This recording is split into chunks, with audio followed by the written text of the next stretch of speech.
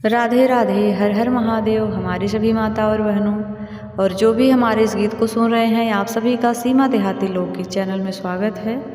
आज आप सभी के बीच में बहुत ही प्यारा एक बेटा विवाह गीत लेकर आई हूँ, जो पुराने ज़माने में प्रायः हमारी दादी, नानी और अम्मा गाया करती थी। बहुत ही प्यारा गीत है, तो चलिए सुनिए और गीत का आनंद लीजिए।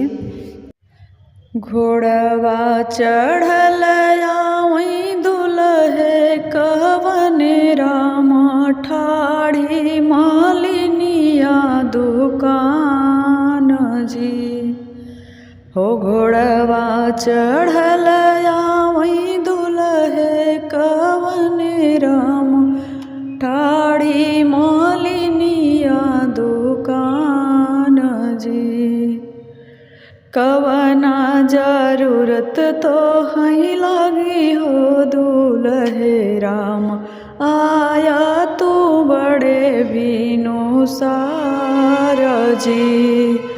कवना जरूरत तो हई लगी हो दुल्हे राम, आया तू बड़े बीनु सार जी। मौरा जरूरत है मई लगी रे मालिनिया, आए मई बड़े बीनु सार जी। मौरा जरूरत है मई लगी रे मालिनिया, आए मई बड़े बीनु सार जी। हो से मौरा बांधे है दुल्हे कवन राम, बांधी ससुररिया में जाई जी।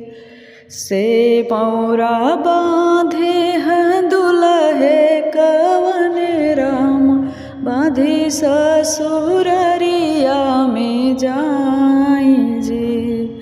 भीतर बाटो के बहरे रनियावा, रोपत्यो मौरवा के घोप जी। भीतर बाट्यो के बहरे रनियावा, रोपत्यो मौरवा के घोप जी। कैसे करो पी स्वामी मौरा के गुपावा, नैहरे का लोग बाटे ठाढ़ जी। कैसे करो पी स्वामी मौरा के घोपावा, नैहरे का लोग बाटे ठाढ़ जी। कैसे करो पी स्वामी मौरा के घोपवा, नैहरे का लोग बाटे ठाढ़ जी। एतनी लाजा धूर रहू मोरी धनिया, रहत्यो बबैया घर कुंवार जी। एतनी लाजा धूर रहू मोरी रनिया, रहत्यो बबैया घर कुंवार जी। अछत कुशल के बाबा मोर संकल्पे, तब बैठे बगले तोहार जी। सब कुछ लैके भैया मोर संकल्पे, तब आए बगले तोहार जी।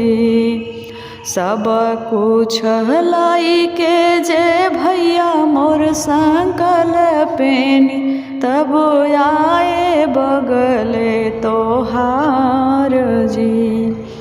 लावा परिछ भैया मोर संकल्पे, तब आए बगले तोहार जी। आप सभी को हमारा ये बेटा विवाह गीत कैसा लगा, प्लीज़ कमेंट करके ज़रूर बताइएगा।